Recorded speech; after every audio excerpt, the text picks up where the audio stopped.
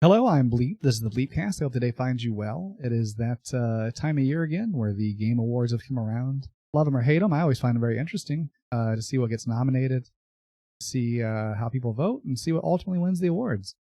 I think it's been a pretty good year for games. I feel like once you hit that stride of the consoles where they're really well established, people know how to develop for them, and the general genres and stuff have cohesed enough for this console era that generally just good games come out. You don't see as many terrible games. You might have a few middling games, but overall I think we're in a pretty good place this year, gaming-wise. I've already looked over these. There's no surprises here for me, but I wanted to talk about them and show how I'm voting and kind of give a guess on how I think who will win these and how the awards will go. I always find it interesting that they flip these, I guess, for the voting. Maybe they want more people to give the input on the more important awards first, so they put them up higher instead of saving like the good stuff for last. But we start with the Game of the Year award, and the nominations this year are Doom Eternal, Final Fantasy VII Remake, Ghost of Tsushima, Hades, Animal Crossing New Horizons, and The Last of Us Part 2. I have not played Ghost of Tsushima or Last of Us Part 2. I own both of them, just haven't gotten around to them. I have talked to people who've played them and gotten a general consensus of like people I trust their opinions of and what they think of them. Ghost of Tsushima was generally pretty well loved. It's one of those games. It's like a Assassin's Creed or a Batman or a Spider-Man where here's an open world, go do everything in it until you get bored of it. And that's fine, and I've watched a lot of footage of the game and it's very beautiful and the audio presentation is very nice. I just don't think it's likely to win this award. Last of Us Part 2 was a very divisive game this year. I have not played Last of Us Part 1 or Part 2. I have talked to someone quite a bit who's a fan of both. I should say if they loved the first one and they thought Part 2 was okay but had some problems. I don't know what the controversy is about that game. I stay out of that stuff until I've played through it, and then I would look into it. I just haven't gotten to that series yet. Well, I guess let's talk about Doom Eternal real quick. I like Doom Eternal. It is no Doom 2016. You had this donkey that was hardworking and just did what it was supposed to do, and then they hooked up a cart to it, kind of, weighed it down a bit. It's still a good game. It's still a lot of fun. The combat puzzleness of it is great. There's just too much in the peripheral of the game, and it kind of loses focus, in my opinion. That said, on to what I think are the big three in this category. Final Fantasy VII Remake, Hades, Animal Crossing New Horizons. Final Fantasy VII Remake, I freaking loved it. I think it is a fantastic game. It was a fantastic way to revisit those characters, flesh out those characters, make me love those characters even more than I did. I grew up on Final Fantasy VII. It's a big part of my developmental years, and they did not disappoint me with that game. It takes the formula that they've been doing in Kingdom Hearts for a long time and makes it good. And I don't mean that in any derogatory way against Kingdom Hearts, because I enjoy that series, but that series still has a lot of problems. I don't think Final Fantasy VII Remake really has those. I think the combat system is fun as heck. The graphics are fantastic. They went back and took one of the best soundtracks of all time and reworked it into a way that makes it feel fresh and shows you why you loved it to begin with. On to Hades. Hades is a little tough for me because it's an amazing game from an amazing company. I think it gets muddled for me because I'd been playing it since last year, since they entered early access. And I think even when it came out in early access, it was already pretty obvious what this game is and what this game is doing. And all they did was add more to that as the early access went along. Here's more weapons, here's more characters, here's more beautiful artwork and music. So I feel like my chances of voting for Hades are a bit muddled because to me it came out last year and I've played the full release and it's still an amazing game and I still love it and it deserves to be in this category. I just don't see myself voting that way. Animal Crossing New Horizons was a phenomenon this year. It hit at the exact right time that a lot of stuff was happening in the world that forced a lot of people to not be able to do the things that they would normally do. And in Animal Crossing New Horizons, you kind of get to do those by proxy. And the world fell in love with it. And I think that's a beautiful thing. I played a lot of the game and I really enjoy it. I've played every Animal Crossing and I really enjoyed them. Even Pocket Camp, I spent a lot of time with that. and its grindy nature. I just think that if you're a fan of the series and you come to New Horizons and you're like, yeah, this is Animal Crossing. It's still doing Animal Crossing things. That said, I think it has a real shot of winning this category. Personally, if you couldn't tell, I'm going to vote for Final Fantasy VII Remake. That is my favorite game of the year. I'm pretty darn sure. I've gone back and thought about it recently, and it still gives me a lot of feels thinking about that. But I could see where Hades or Animal Crossing could take this, and they're both just as deserving, in my opinion. Best game direction. I think these things are always harder to judge because we don't... How do I want to say this? We're not in the room where it happens, right? I don't think we have as much insight in the development of these games. Hades, maybe, because there's a whole documentary series about the development of that game. Other things you just kind of have to get a feel for from interviews and articles and other snippets that you might catch. It's not like a movie director where it's such a singular vision, or a musical artist or producer who can come forward and give an interview after the art has dropped and give you a feel for what they were going for with the project. There's a lot of people involved in games. That said, once again, like I said, I did not play Ghost of Tsushima. I've not played Last of Us Part 2. I find it really interesting that Half-Life Alyx is here. I have not played it. I have it. It's sitting there waiting for me. That is something I'm really excited to get to.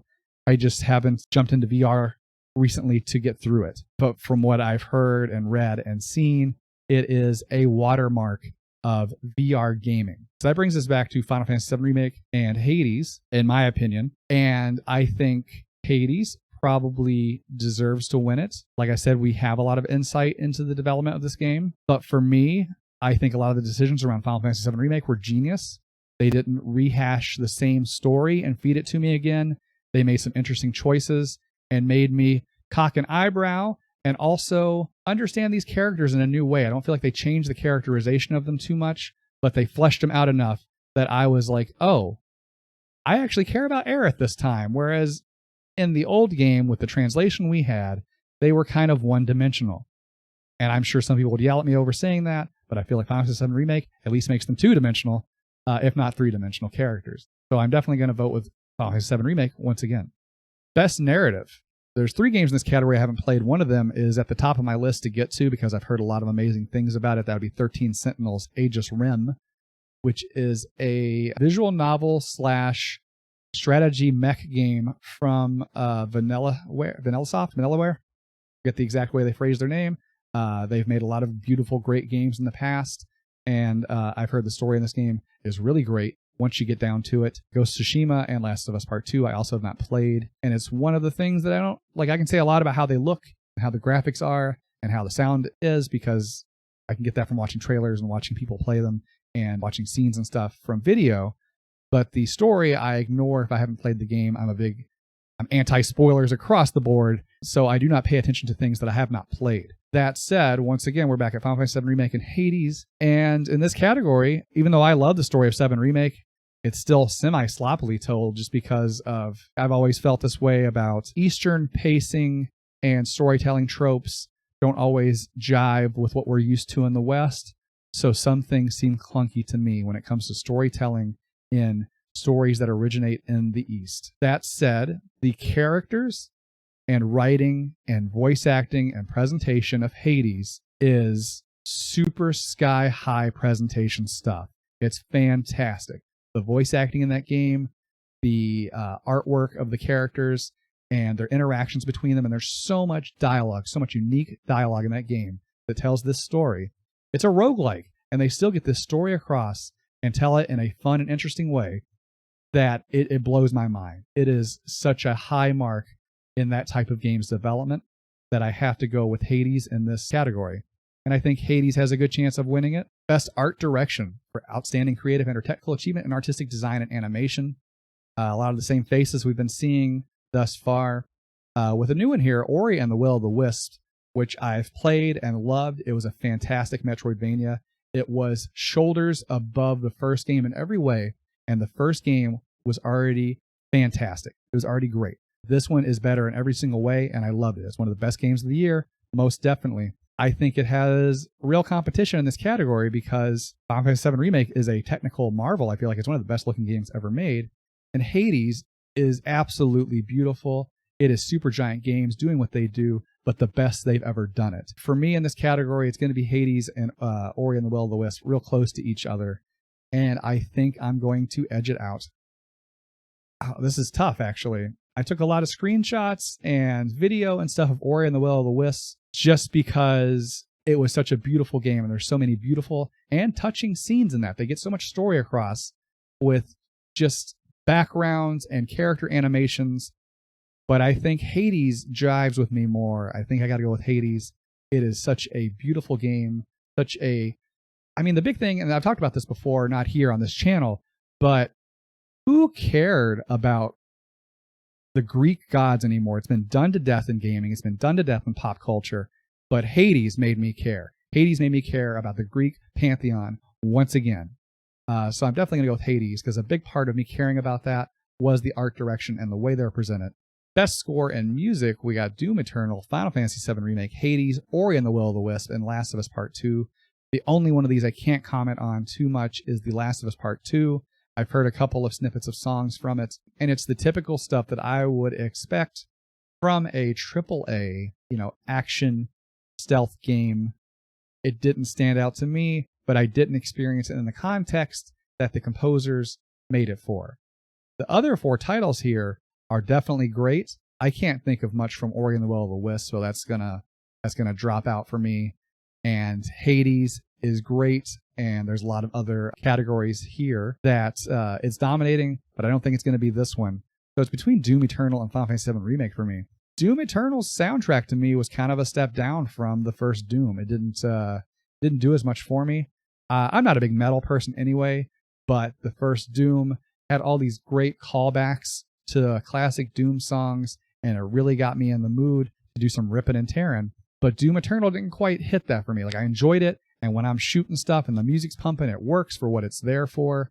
But Doom Eternal just didn't live up to Doom. And it's that way across the board. Doom Eternal is like, you got 2 stairs, and you got Doom, and Doom Eternal is just a step down. It's still great.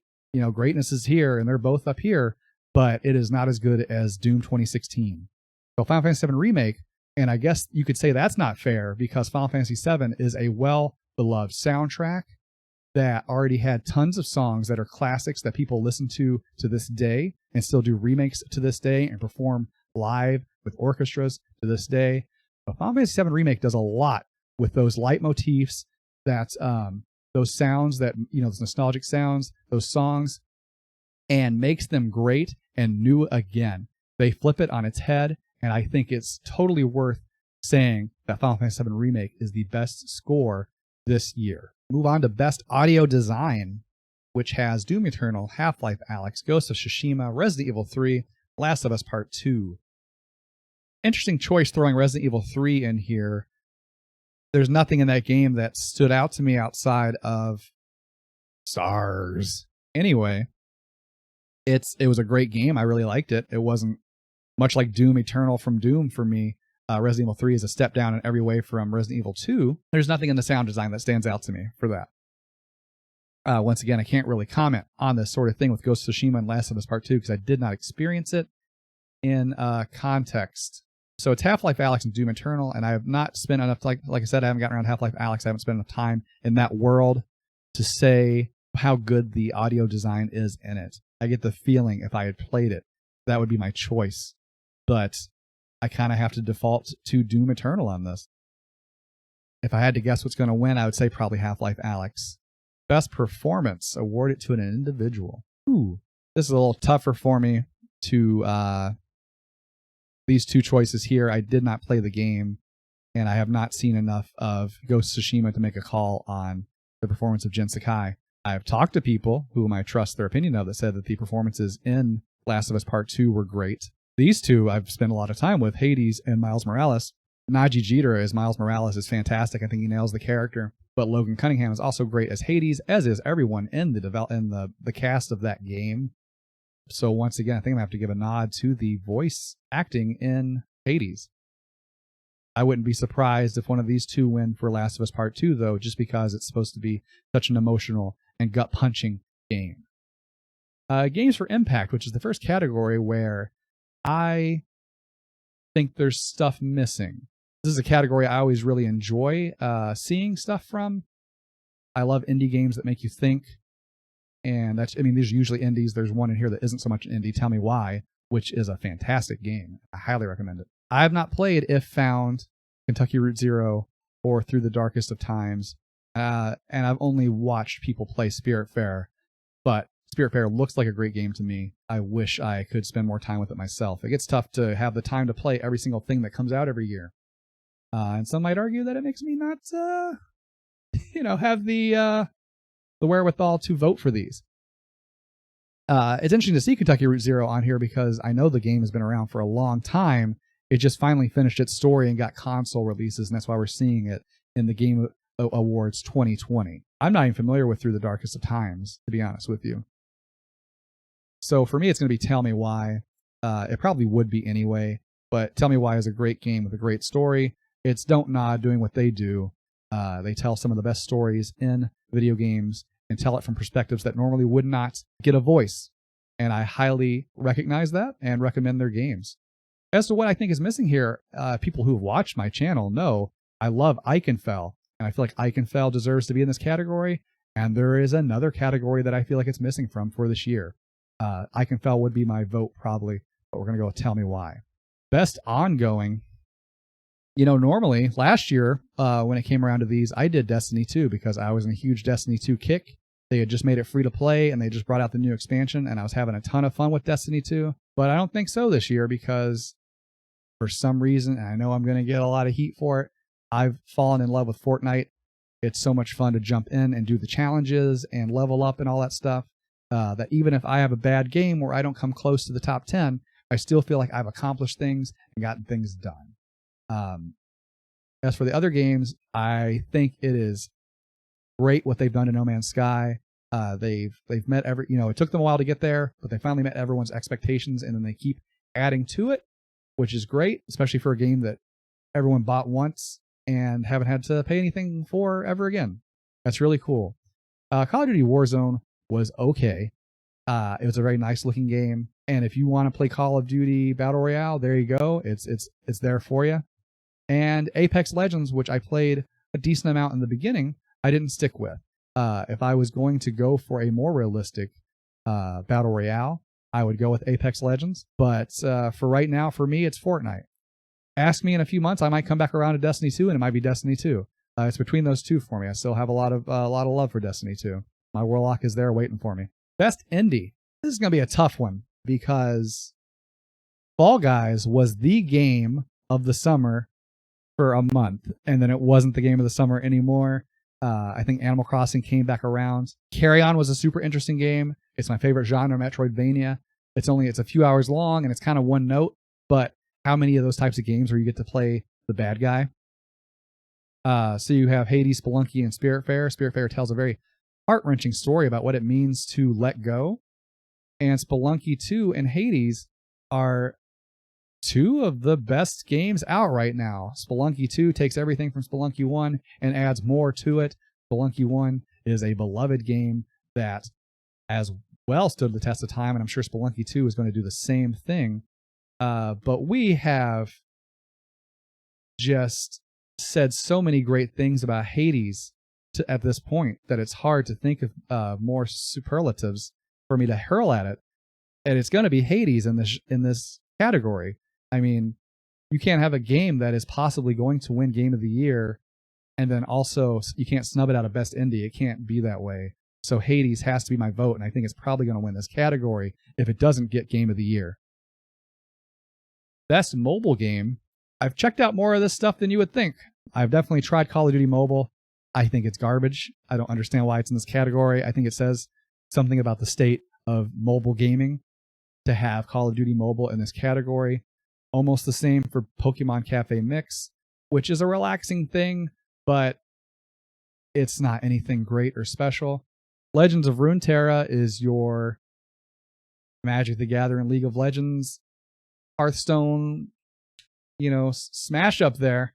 Among Us is one of the biggest things going, and it's great that you can play it on your cell phone and still play with people on PC. I've talked to people who play it more on mobile, whereas I'd be more likely to play it on the PC. they don't talk. The people I've talked to that say they play it on mobile phone, they don't talk, they don't chat, they just vote. And I don't see how that could be fun. Genshin Impact, the Breath of the Wild waifu simulator, is such a technical marvel to me. The fact that it runs on a mobile phone and it's this full open world and it's a fun action adventure RPG for free blows my mind. I mean, obviously you can dump money into it and you're going to hit a grind wall. I just think for what it offers you for free is very cool and it's fun and it's an interesting game. I dumped about 10 hours of that game into that game on PC before I decided to move on with my life because I could see what the game was going to become. And I had some cool characters. And I was like, all right, I've got my fill of this, but I can see why that would be a lifestyle game for a lot of people. So I'm definitely going to vote for Genshin Impact. Best community support. I feel like these kinds of categories are hard if you're not involved in those communities. One thing I did do this year was I followed Fall Guys Ultimate Knockout, and they were super fun to follow on Twitter.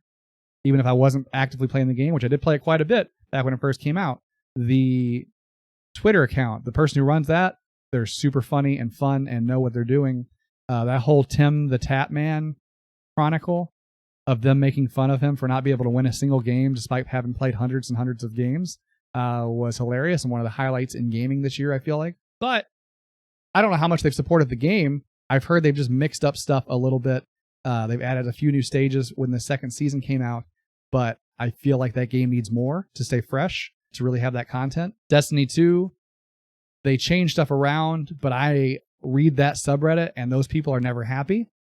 But I have to wonder if anybody is ever happy on a game's subreddit. Apex Legends released a very grindy battle pass that people got super mad about, and then they lessened the grind after people complained about it.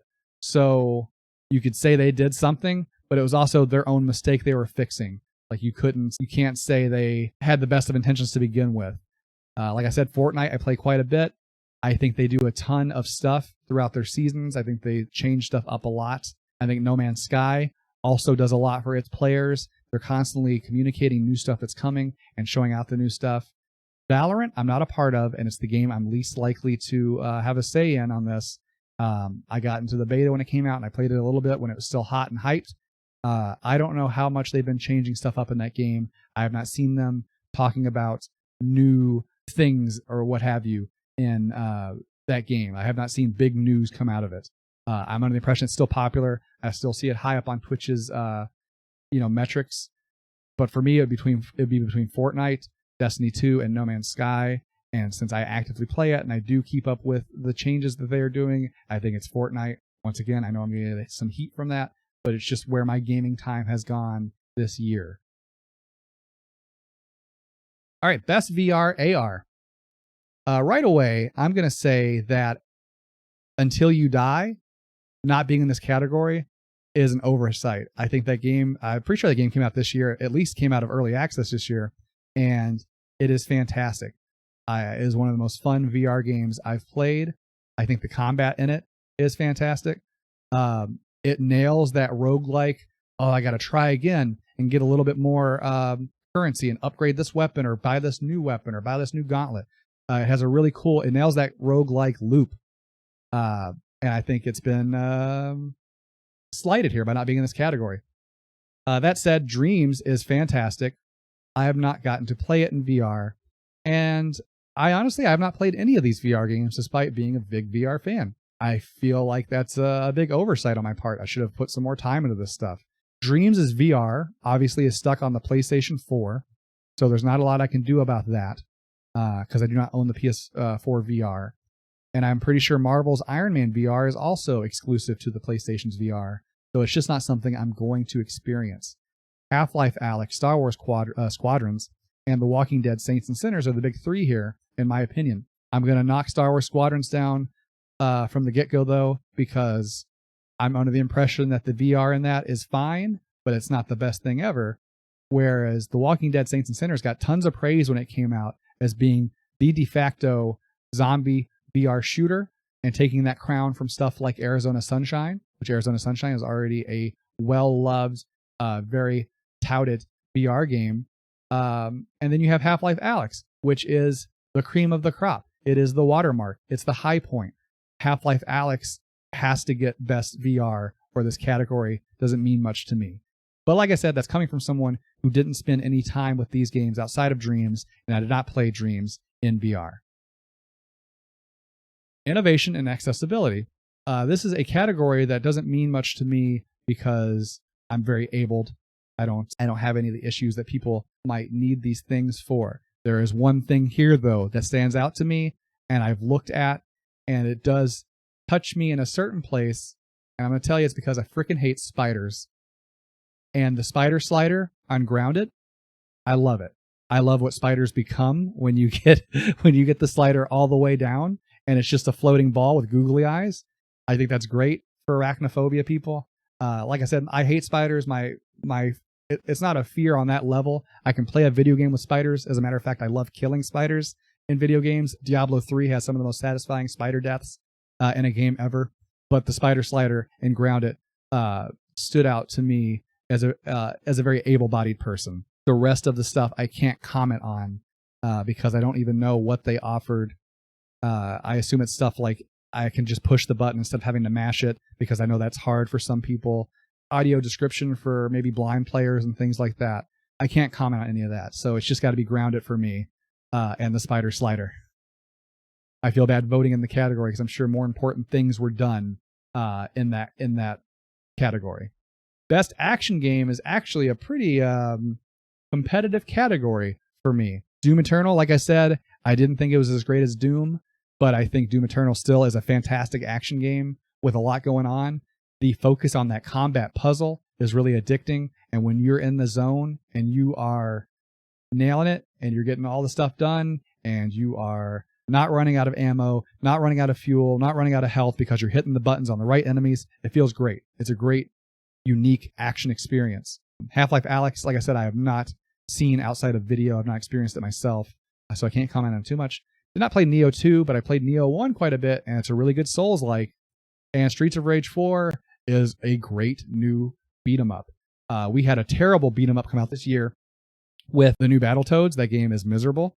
It's not fun to play. It has some pretty good animation, but everything about it is annoying and too difficult for its own good. Streets of Rage 4 did not have those problems and still pays a ton of homage to the originals that it's coming from. But you see it there on the screen. You know it's Hades. Hades it's so good. It is so addicting. The runs are so fun. No matter what weapon you use, even if it's a weapon you don't care for, you're going to have fun with it. Even the stupid gun. I don't care for the gun. I still enjoy playing the game with the gun. Hades is just one of the best action roguelikes, hands down, ever been made. It's up there with things like Dead Cells, and it's such a great game. It's got to win this category. Best action adventure. There are some good games in this category. First, we'll knock out the ones I did not play. I did not play Last of Us Part 2, Ghost of Tsushima, and Assassin's Creed Valhalla I haven't gotten to, and I don't know if I will. I've not played a Assassin's Creed game since Assassin's Creed 2. They really killed that. It wasn't that great to begin with. Assassin's Creed 1 got 7s and whatnot when it first came out, and I'm surprised that it sold well enough to be what it is today. Good for them. I'm glad it did. But I'm throwing a little bit of shade at Assassin's Creed. I've heard they've reinvented the wheel a little bit with Origins and Forward, that those games are a little different, that they've changed things up a bit, and that's fine. And I will get around to them one day and see if they change them to my liking. But as it is, I don't jump up in the air and say, oh boy, there's a new Assassin's Creed and I gotta go get it. Ghost of Tsushima looks great. I really hope to get around to it. And Last of Us Part 2, I played a little bit of Part 1 and know that it's sneaking and shooting and throwing cans. Marvel Spider-Man, Miles Morales, though, Ori and the Will of the Wisp, and Star Wars Jedi Fallen Order, though, are all three great games. Fallen Order I fell off of because it had some janky glitches on PC at release. So I didn't stick with that and finish it. But the core gameplay with its quasi-Souls-like sword-based combat was very fun. That said, Miles Morales is doing what Spider-Man on PS4 did, and it's doing it just as well. But I think I'm going to go with Ori and the Will of the Wisps It's one of the best games I played this year. It's beautiful. It's one of the best Metroidvanias to come out this year, and that is my genre du jour. I love it. I will always sit down and play through a Metroidvania as long as it's not broken in some way. So Ori and the Will of the Wisp gets that for me, especially on the adventure side of stuff. I think I did every single thing in that game and got every power up and unlockable and everything in that game, and I loved it. Best role-playing game, which is another category that I've played quite a bit of stuff in. And there's another oversight here. We talked about it up top before in the forward-thinking games category, but I think that Eichenfell should be in this category. I think it's a really cool RPG that a lot of people are sleeping on. I just think it should have gotten a nod here. That said, Yakuza Like a Dragon.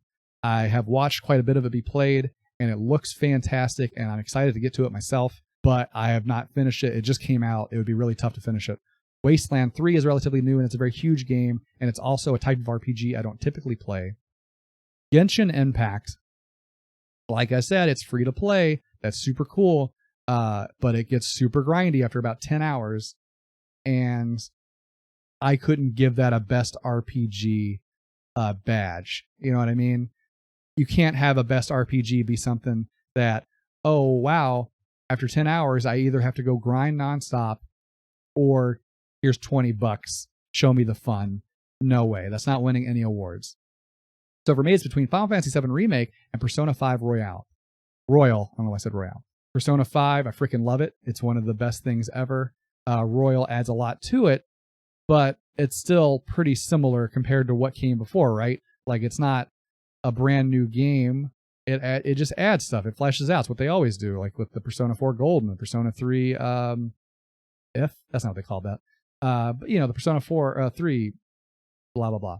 Final Fantasy VII Remake, though, it's already my game of the year. I got to choose it for best role playing game. That was the genre it was in. That's what I'm going with here, and I think that's what deserves to win out of this, except for maybe Yakuza Like a Dragon. Like I said, I have not finished that. It just came out. I find it very hard. Like, you would have had to really muscle through it to be done with it because it's a very huge game. Best fighting game is another genre I play quite a bit in. Right away, I'm going to say that there's One Punch Man, a hero nobody knows, does not deserve to be in this category. It's another Spike Chunsoft arena fighter. They're not good. I don't know why this is up here. I feel like it's just because it sold well. I think it sold well. I would give the My Hero Academia 2 game this spot if that came out this year. I think it came out this year. Maybe it didn't. Because it's still a crappy arena fighter, but it's more competent than One Punch Man, a hero nobody knows. Street Fighter V Champion Edition is good. They got that game into what I feel like is a pretty good place. I've played quite a bit of it at this point. But Street Fighter V also doesn't feel that fresh and new anymore. I can't wrap my head around what's going on in Under Night In-Birth EXE Late Clear, or as I think fans call it, I forget what they call it. I knew what they called the last one, but I don't know what they call this one. It is a very complicated anime fighter with a ton of stuff going on, and it doesn't work in my head. Mortal Kombat 11 and Grand Blue Fantasy Versus are both fantastic fighting games. I've played a lot of both of them. Mortal Kombat 11 is a rehash, though, of 11, which came out last year. This is the Ultimate Edition, which was for the new consoles and adds all of the stuff in one package. The story mode in Mortal Kombat 11 is fantastic. If you haven't played that, I highly suggest it. Get the game on sale, buy it cheap, and play through that story mode, even if you don't plan on grinding it out and becoming the best Mortal Kombat 11 fighter in the world. It plays like a buddy cop film. It knows what it is. It's cheesy. It's funny. And it plays a lot of, oh, remember this? Remember Mortal Kombat? Huh? Remember Mortal Kombat? It does it great. It plays it very well. It's a fantastic storyline. Grand Blue Fantasy Versus, though, is Arc System Works doing what they do. They're phenomenal. They're one of the best fighting game developers in the world, obviously. And they made this Gashapon mobile game into a fantastic, beautiful fighting game that is real meat and potatoes, footsies. It feels like Street Fighter, but with a beautiful anime aesthetic, and I love it. It's a great game. I'm going with Grand Blue Fantasy Versus for best fighting game. As for what will win the category, I have no idea. Probably Mortal Kombat 11. I think that's what the people will pick. Best family game. We have Animal Crossing New Horizons, Crash Bandicoot 4, It's About Time, Fall Guys, Ultimate Knockout, Mario Kart Live Home Circuit, Minecraft Dungeons, Paper Mario the Origami King. Right away, we're dropping Crash Bandicoot 4, It's About Time, because I think Crash Bandicoot is overrated. I know a lot of people grew up on it, so it's very near and dear to their hearts, and I respect that. It's fine. You can love it. I have someone in my household who loves it, and I respect their opinion. But Mario 64 had already been out by that point, and Mario 64 is the golden standard of 3D platformers. So then for them to bring out Crash Bandicoot, where you're running down hallways and stuff, and you move to the left and right a little bit, like, I just feel like it was a huge step down from what Mario 64 was doing. So, and I've watched a lot of gameplay of Crash Bandicoot 4, and it's super close to the originals, and it's very difficult. It's a very hard game, which is fine, but I don't think it makes for a good family game. Minecraft Dungeons is everything you love about Diablo 3, except it isn't. There's not a whole lot of loot going on in that game. There's not a whole lot of action going on. It's probably the most boring action RPG I've seen, and that genre is up there for me. I play a lot of action RPGs, and Minecraft Dungeons is not a good one. Mario Kart Live Home Circuit is a technical marvel. It's fun as heck to play. If you have kids, I'm sure that they would love to build track after track after track for that. It is a very fun toy and a very fun way to play, especially if you have 2 Switches and 2 carts and multiple people to sit around and play this. But all that said, that's a ton of money. That's a lot of money. And it's a huge investment for something that you might not like in a year. You're going to have all this physical stuff sitting there, and you won't, you won't be using it. It is quite an investment in time and space and money. Animal Crossing New Horizons, like I've already said up top, when it was in the Game of the Year nominations, it was the event of the year. Animal Crossing New Horizons is no doubt just one of the biggest things that happened this year, not just in gaming, but in the social news atmosphere. Everyone was playing Animal Crossing New Horizons. Everyone was talking about Animal Crossing New Horizons. Twitter is still, there's a very large part of it that I see as I'm scrolling through stuff, is on Animal Crossing New Horizons. It has to be Animal Crossing New Horizons because, for one, I think it's a great game. I think it is very family oriented. It's very fun to play with other people. I just think that it should get it. Paper Mario the Origami King, while is pretty good, I still think it's not as great as your Paper Mario 64, Paper Mario Thousand Year Door, or Super Paper Mario. They're still struggling to get back to that level of funny storytelling in that series, and they got a step closer with Origami King, but they're not there yet. Animal Crossing New Horizons, best family game. I would recommend it to any family. I think it's great. Best sim strategy game. This is a genre I don't play a lot of. I have not played any of these games. I have watched people play them just because I love video games and I check out everything that comes out, basically. I have not seen anything on Desperados 3. That is the only game in this category I don't know anything about. I assume it's a Wild West turn-based tactical game, just from what I'm looking at here, but it is not something I've ever experienced myself, so I can't comment on. Gears Tactics looked like a pretty competent XCOM-esque game, and then you have XCOM Chimera Squad, which the people who love XCOM said wasn't up to the standards that they would expect. But I thought the story of Chimera Squad seemed really cool, where you have aliens and humans working together in a unit to, fight against the alien threat. Like, you have some aliens that have come over to the human side and want to try to protect the environment that they're now living in. That's pretty cool, but I guess the gameplay just isn't quite there up to the XCOM 2 standards. Microsoft Flight Simulator, I've watched a ton of. It is not for me. It is not my kind of thing, but it looks like Microsoft made something real special with how in-depth, how beautiful, how well-made they made Microsoft Flight Simulator. And also Crusader Kings 3. Crusader Kings is one of those things where I'm too dumb to play it.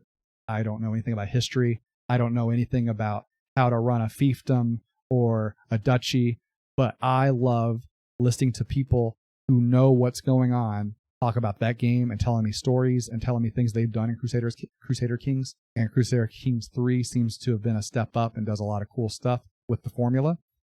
So it's interesting to me in that respect. So it's definitely between Crusader Kings 3 and Microsoft Flight Simulator for me. And I think I'm going to edge it out to Flight Simulator just because it's such a technical marvel to me. I think it's such a cool game that I'll never play. I have no interest in it. I don't want to fly an airplane. But the fact that they gave you the tools and this world, and it's only going to look better as computer graphics catch up with what that game can do, I think it's going to be Microsoft Flight Simulator for best sim strategy for me. And I think it'd probably win the category also. Best sports racing. This is another category that I'm not your guy for. I don't do racing. I don't do sports unless it's more arcadey. Like, give me a Burnout, I'll play Burnout. Give me a Need for Speed Most Wanted, and I'll check that out. Forza Horizon is about as realistic as I'm going to get behind the wheel. Otherwise, I'd rather be racing with Mario and Luigi. So Dirt 5 F1 2020, out for me right away. It does nothing for me. Also, I find it weird. Maybe it's because it wasn't released this year, but iRacing is the racing game right now. I guess it's just maybe it wasn't released this year, and so it doesn't have a shot at that. FIFA 21 and NBA 2K21.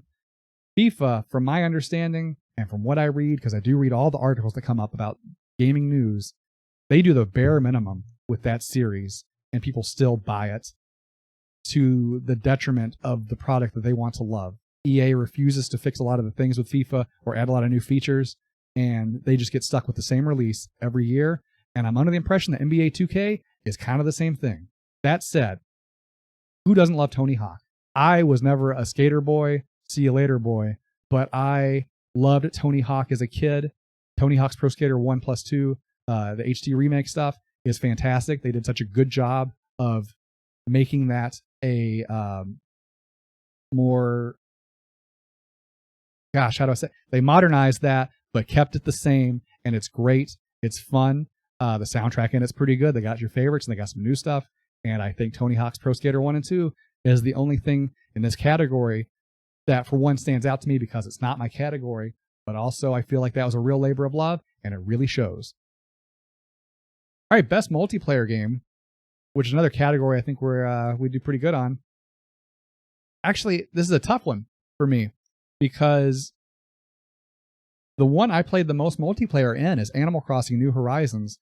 But as any Animal Crossing New Horizons fan is going to tell you, Nintendo did a real slipshod job with the multiplayer in that game. It works and it does what you want it to do, but it does it in the most asinine, backwards way that it gets infuriating sometimes trying to work with what they've given you. Among Us, which is not something I play much myself, has given me a lot of enjoyment over the last few months. There's a lot of funny moments I've seen in Among Us. I think it's the comedy game event of the year. I know Fall Guys Ultimate Knockout is right there, and it's fun. Fall Guys Ultimate Knockout is like Mario Party Battle Royale, right?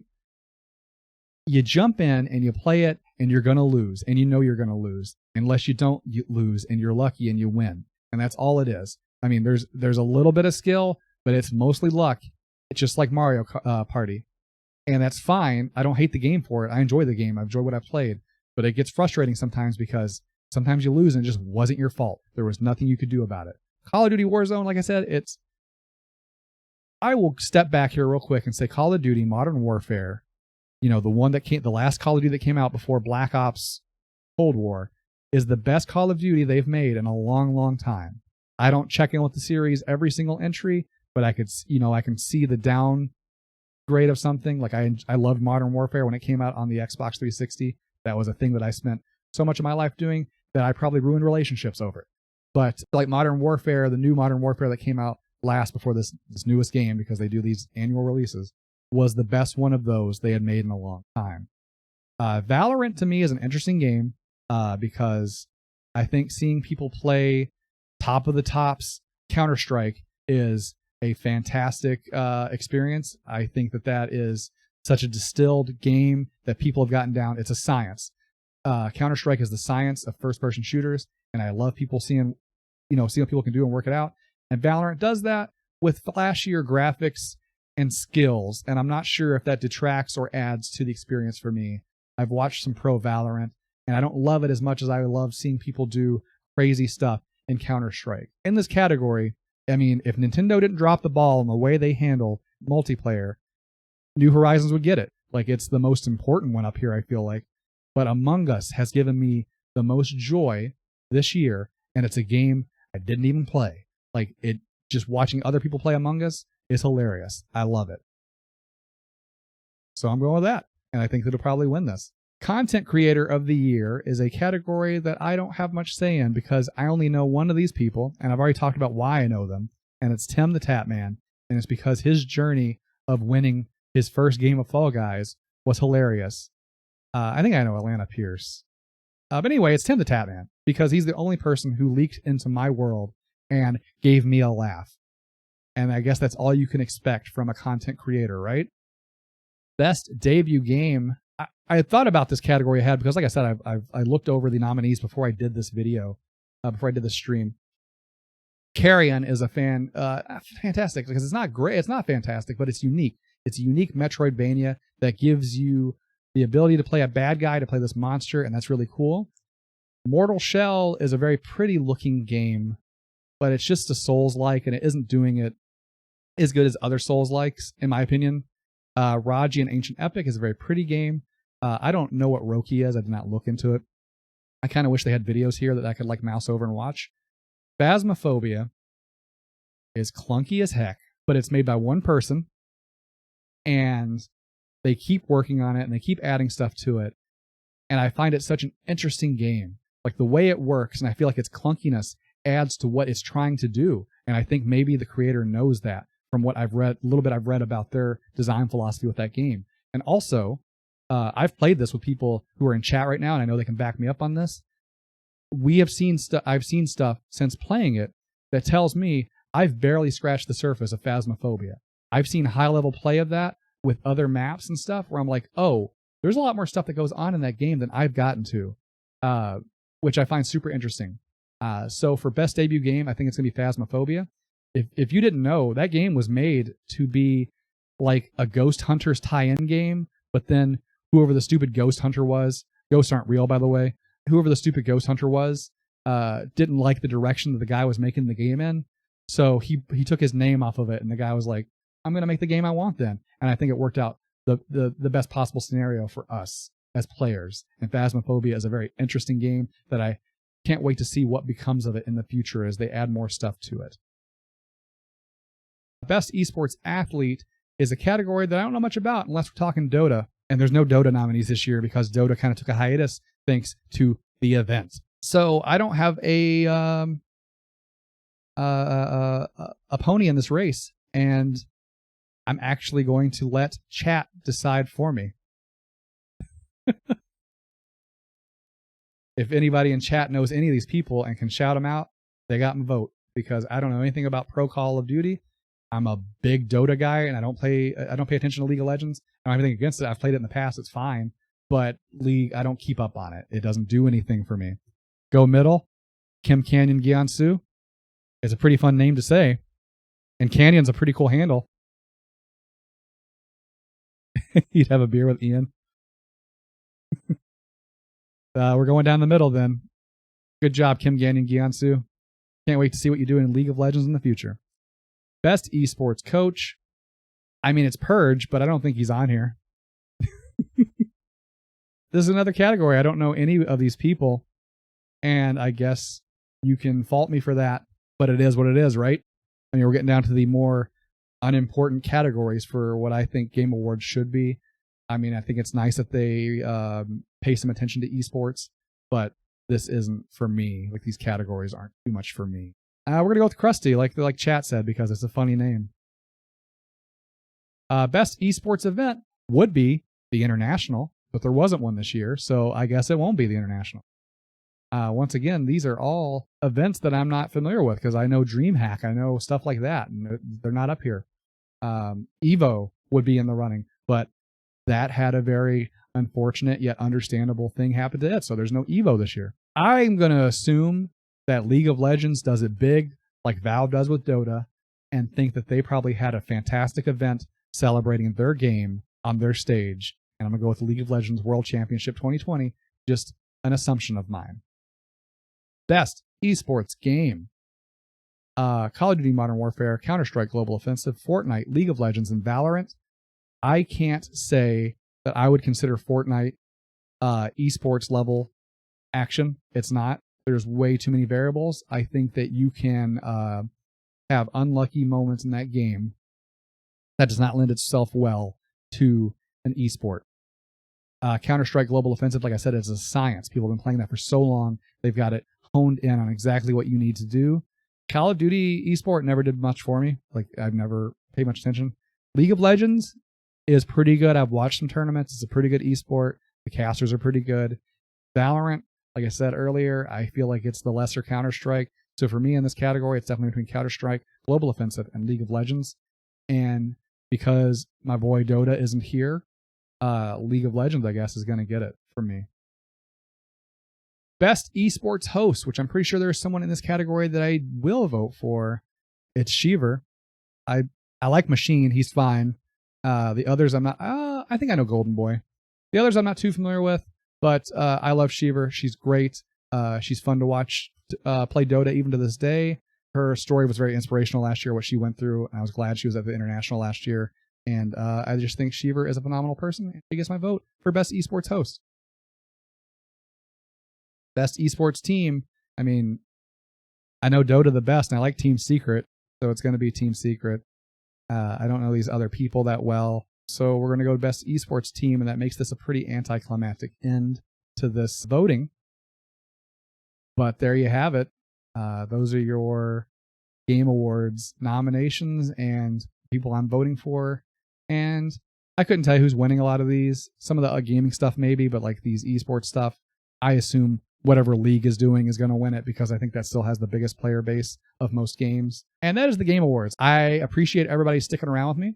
I appreciate people watching this if you're watching on YouTube or whatever. I know the Game Awards cause a lot of derision, but it's the closest thing we've got to something like the Oscars or the Grammys or the Tonys for video games, which I think deserve just as much respect as those other art forms. And even those other award ceremonies are rife with problems. So we're in good company with that stuff. I'm excited to see December 10th, how this all pans out, and we'll see how close our choices match up with what everybody else picked to make this this award show come together. I hope people enjoyed watching. I appreciate everybody in chat for hanging out with me. I hope you enjoyed me rambling on about something I love very dearly for over an hour and a half. I'll talk to everybody later. Have a good one. Thanks for watching. I hope you enjoyed yourself, and I hope you have a great day. See you next time on the theBLeePcast.